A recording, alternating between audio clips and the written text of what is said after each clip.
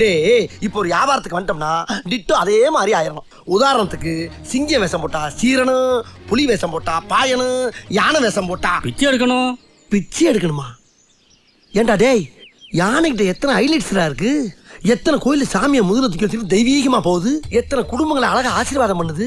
இதெல்லாம் விட்டு பிச்சை எடுக்கணும் சொல்லிடா. பிச்சைக்காரப்பட பீத்தரப்பட உன் புத்தி பூரா பிச்சை எடுக்கிறதா போமா? யோ அண்ணே மூணு கத்தமா பேசியா அண்ணே. வக்கீல் கிட்ட போட அரசியல் கிட்டப்புல ரொம்ப அம்சமா இருக்கீங்க. டேய், என்னமும் செயலும் நல்லா இருந்தா கண்ணம் பண்ணு மாதிரி ஆயி அப்படி தேச சாயிரும்டா. கரெக்ட்ண்ணே, நீங்க சொன்ன மாதிரி ஜேசுதாஸ் மாதிரியா இருக்கீங்க. ஜேசுதாசா? டேய், அப்படின்னா பாட்டு படம் வாங்கி வந்திருக்கேன். அரசியல குதிச்சிருக்கேன்டா, அரசியல குதிச்சிருக்கேன். அண்ணே, அரசியலுக்கு வரவங்களாம் குதிக்கிறேன் குதிக்கிறேன்னு சொல்றாங்களே, எந்த இடத்துல இருந்து எவ்வளவு உயரத்துல இருந்து குதிப்பாங்க?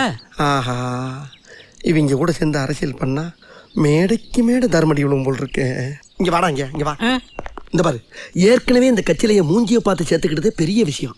அது போக அவன் கையை காலை பிடிச்சி கெஞ்சி இந்த வட்ட செயலாளர் பதவியா வாங்கியிருக்கேன். அதுவும் போக ஸ்ட்ரைட்டா பிரதமர் பதவிக்கு முயற்சி பண்ணிக்கிட்டு இருக்கேன்டா. இப்படி இருக்கும்போது எங்கிட்ட எட்டக்க மடக்கா கேள்வி கேட்டு கிறுக்கு பிடிக்க வச்சுறாரா? புரியுதா? போ.